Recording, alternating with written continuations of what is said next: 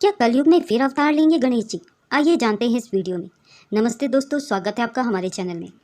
भगवान गणेश के अवतारों के बारे में बहुत कम लोगों को जानकारी है। सच यह है कि चारों युगों में भगवान गणेश के अलग अलग अवतार हुए हैं। हम आमतौर पर यही जानते हैं कि भगवान विष्णु धर्म की स्थापना के लिए अवतार लेते हैं, लेकिन भगवान विष्णु के अवतारों के अलावा भी कई ऐसी ईश्वरीय शक्तियाँ हैं जो विशेष प्रयोजनों को पूर्ण करने के लिए अवतार लेती हैं। भगवान शिव, देवी दुर्गा, माँ लक्ष्मी और कई ऐसी देवी देवता हैं जिन्होंने संसार की रक्षा और कल्याण के लिए अवतार लिए हैं। भगवान गणेश के अवतार भी संसार के कल्याण और रक्षा के लिए हुए हैं। श्री दुर्गा सप्तशती में आद्य शक्ति अपने अवतारों के बारे में बताती हैं और कहती हैं कि भविष्य में जब जब दानवों के द्वारा आतंक मचाया जाएगा, तब तक मैं अवतार लेकर तुम सबकी रक्षा करूंगी। भगवान शिव के भी कई अवतार हुए हैं। ऐसे में भगवान गणेश के अवतार के बारे में बहुत कम लोग ही जानते हैं। भगवान गणेश की पूजा सबसे पहले की जाती है। वो विघ्नेश्वर के रूप में पूजे जाते हैं। भगवान गणेश समस्त विघ्नों को दूर करने वाले होने की वजह से विघ्नहर्ता के रूप में भी पूज्य हैं। आखिर क्या है भगवान गणेश के अवतार की कहानी? गणेश के अवतार को आदिदेव कहा जाता है, यानी वो देवता जो सबसे पहले उत्पन्न हुए। वेदों में गणपति की स्तुति की गई है। आदिदेव गणपति की पूजा शिव और पार्वती ने भी की है। रामचरितमानस में शिव और पार्वती के विवाह के अवसर पर दोनों के द्वारा गणपति की पूजा का उल्लेख मिलता है। इसका अर्थ यही है कि गणपति आदिदेव हैं और शिव और पार्वती से पहले उत्पन्न हुए हैं। ये गणपति ही कभी ऋषि कश्यप के यहाँ अवतरित होते हैं, तो कभी सिर्फ माँ पार्वती के शरीर से उत्पन्न होते हैं, तो कभी शिव और पार्वती दोनों के द्वारा उत्पन्न होते हैं। भगवान गणेश की उत्पत्ति का रहस्य क्या है? स्कंद पुराण के अनुसार गणेश जी की उत्पत्ति देवी पार्वती के शरीर के मैल से हुई है। मत्स्य पुराण के अनुसार गंगा जल से पहले गणेश जी की उत्पत्ति हुई और बाद में माता पार्वती ने उन्हें अपने पुत्र के रूप में अपना लिया।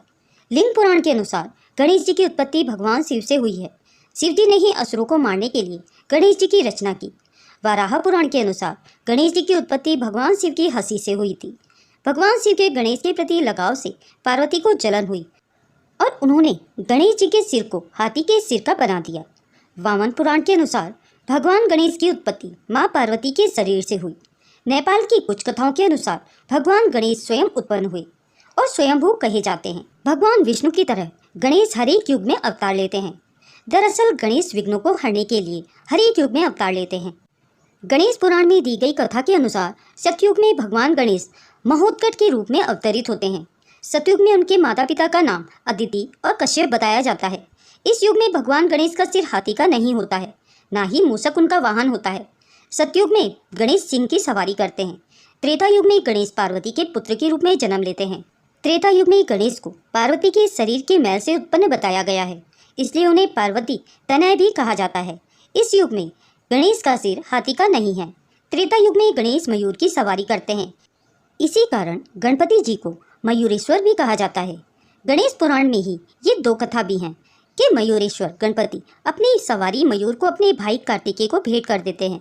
ऐसा इसलिए क्योंकि इससे पहले स्कंद या कार्तिकेय का वाहन मुर्गा था और वो विघ्न करने वाले देवता के रूप में प्रसिद्ध थे। जैसे ही गणेश ने अपना वाहन मयूर कार्तिकेय जी को भेंट किया, वैसे ही कार्तिकेय भी विघ्नों को हरने वाले देवता के रूप में प्रसिद्ध हो गए। आखिर कार्तिकेय से कैसे जुड़े हैं भगवान गणेश? कार्तिकेय के जन्म की कथा वाल्मीकि रामायण और महाभारत दोनों में आती है, लेकिन महाभारत में उनके जन्म के साथ ही उत्पात शुरू हो जाते हैं। कार्तिकेय के साथ सप्त माताएं जुड़ जाती हैं। कार्तिकेय के शरीर से 18 ग्रहों की उत्पत्ति होती है। ये सप्त माताएं बुरी शक्तियां हैं। कार्तिकेय के शरीर से निकले 18 ग्रहों को स्कंद ग्रह भी कहा जाता है। ये स्कंद ग्रह भी बच्चों को बीमार करने का कार्य करते हैं। हालांकि महाभारत में ही इंद्र के द्वारा कार्तिकेय को देवताओं का सेनापति बना दिया जाता है, लेकिन इसके बाद भी वो अशुभता के प्रतीक ही बने रहते हैं। गणेश पुराण में मयूरेश्वर गणपति के द्वारा अपना वाहन मयूर देने का अर्थ ये भी है कि कार्तिकेय अब भगवान गणेश की तरह शुभता के प्रतीक बन जाते हैं। द्वापर युग में गणेश जी भगवान शिव और माता पार्वती दोनों से ही जन्म लेते हैं। शैव आगम की कथा के अनुसार एक बार भगवान शिव और माँ पार्वती हाथी और हथिनी का रूप धारण करके प्रेम कर रहे थे। उनके इसी प्रेम के परिणाम स्वरूप जो पुत्र उत्पन्न हुआ वो गजानन कहलाए। इस युग में गजानन के नाम से प्रसिद्ध गणेश जी का वाहन मूषक बना। कलयुग में फिर अवतार लेंगे गणेश जी। कलयुग में भगवान गणेश जी फिर से एक नया अवतार लेंगे। इस बार उनका नाम धूमकेतु विनायक होगा। उनका शरीर कैसा होगा इसका वर्णन तो नहीं दिया गया है, लेकिन उनका वाहन इस बार एक अश्व होगा। धूमकेतु विनायक संसार में कल्याण के लिए कार्य करेंगे और दुष्टों का संहार करेंगे। एक बार फिर गणेश अपने विघ्नकर्ता और विघ्नहर्ता रूप में नजर आएंगे।